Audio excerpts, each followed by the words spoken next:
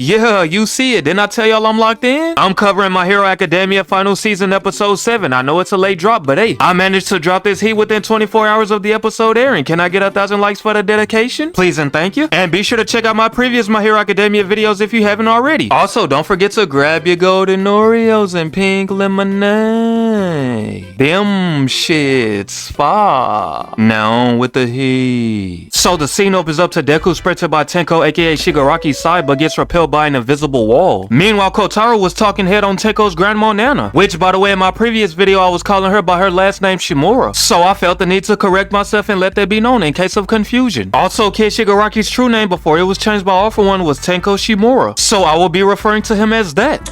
We do not care. But yeah, Kotaro's telling Tenko that Nana isn't his grandma but a devil that abandoned her child, and that a hero is someone who hurts their family in order to save strangers. Well, that's a crazy allegation to place on heroes. How do y'all feel about what he just said? From his perspective, is he spitting? Now Nana now understands that Tenko was holding on to the picture of them because he wanted to, and he couldn't throw it away. Meanwhile, Kotaro was taking all of his pain out on Tenko, pain that was caused by Kotaro's mom Nana for dying in battle against All For One, not being able to return to him. So with Nana facing her problems head on, apologizing for being so weak, she managed to break through the barrier, completing the transference of her quirk to Tenko, and apologized to her son Kotaro for not being able to make it back home to him, and apologized to her grandson Tenko for what he had to go through due to her death. Then we get hit with a stage transition where we see Tenko outside with his dog as Tenko is heated, talking about how he hate everyone. Deku knows this feeling all too well as it's the same feeling he felt during his fight with him at Jakku. So Deku tries to call out for Tenko but got stun locked immediately after seeing Tenko accidentally decay his dog the moment his quirk manifested. Then Tenko's sister Hana pulled up and immediately freaked out and turned on the jets, which Tenko, as he's trying to explain himself, tried to put a stop to her but to no avail as Deku intercepted, clashing with him, as Deku needs to end things right here and now. So Deku holds on to Tenko's hands, but as he does, his arm starts to decay. Meanwhile, Deku's attempting to get through Tenko, but Tenko is not backing down. So Tenko's emotion starts surging towards Deku, as Deku's being rejected and can feel Tenko's strong hatred and catharsis intertwined with his grief and confusion, realizing that Tenko's still wavering. And as soon as Deku heard Tenko say that if only someone had taken his hand back then, Deku used that to his advantage, letting bro know that when someone took his hand he felt relieved. And with that, Deku's arms completely decayed. But the talk no jutsu was a complete success as Deku's emotion starts flowing into Tenko, completely shattering his feeling of hatred. But Tenko tried to ignore it and keep it pushing, cause he's doing this for his dead homies as he believes he has to be their hero. And as Tenko continues to crumble, he starts to see memories that doesn't belong to him. A memory of his dad from All For One's perspective. And once that was said and done, Tenko ends up being swallowed whole, pause, by All For One, who is still alive, as he was able to gain control due to Tenko's emotional defeat, and tells Tenko that he's nothing more than a super ego, a weakling who can't part from his dull and pathetic life after all he's done to give him guidance. I'm not gonna hold you, these niggas in My Hero really be talking head like crazy. Tenko's confused, so All For One lets him know that the decisions he's made had never been his own choosing, but choices that All For One made, which he had to make Tenko believe that it was all his choice, or else it would have prevented the growth of willpower, as the key was to contort Tenko's vision of free will, which from his encounters with Banjo and N, he learned that he must surpass their willpower. But All Might was an anomaly since he was such a dog to the point that All For One had to search for a soul that would chip away at All Might's willpower, and that he needed a heart that would function by suppressing the ID, the strongest emotion of all and all the sources of physical desires. Then he would have a seabed for nurturing the primitive desires of hatred, and he couldn't use Tenko's sister because she was too old. So he was moving tack, not making himself stand out, finessed Tenko out of his quirk factor that he inherited from his parents before it could appear, increased his dad's oppressive nature, gave Tenko something to aspire to, then took a sample of a quirk collected at the doctor's facility and removed its reversibility to create an inferior copy made solely for destruction, and transferred it to Tenko. Had that meant Tenko stressed, and made me remember that he's always scratching when he's stressed. And with that, Tenko shatters and All For One is now in control. But All For One isn't at peak performance as the body is heavily nerfed due to the mental damage the body has received, as his decay, anger, and hatred are all gone, cause Tenko is now dead. Now All For One will be moving to another goal, which is world domination. Meanwhile, Deku's on the ground with no arms. So All For One pulled up on Deku ready to end his whole career until Sero pulled up for the save, which All For One didn't notice him due to his danger sense being locked in on Deku. Then Ojiro and Sato popped out the cut getting Sneak Nation certified as well. Now that All For One is reduced to being a street tier, he's about to get bullied. Then the goat Aizawa stepped on the scene, which we then get taken back 10 minutes prior, where Aizawa set things in motion after him and President Mike confronted Kuroguri, who is once their old friend named Shirakumo, which he had warped them to a distant location, so Mike punching the crap out of bro trying to get him to to function. But Aizawa was like, hold on gang, I see tears. Mike talking about some, I'm not crying, I'm a big boy.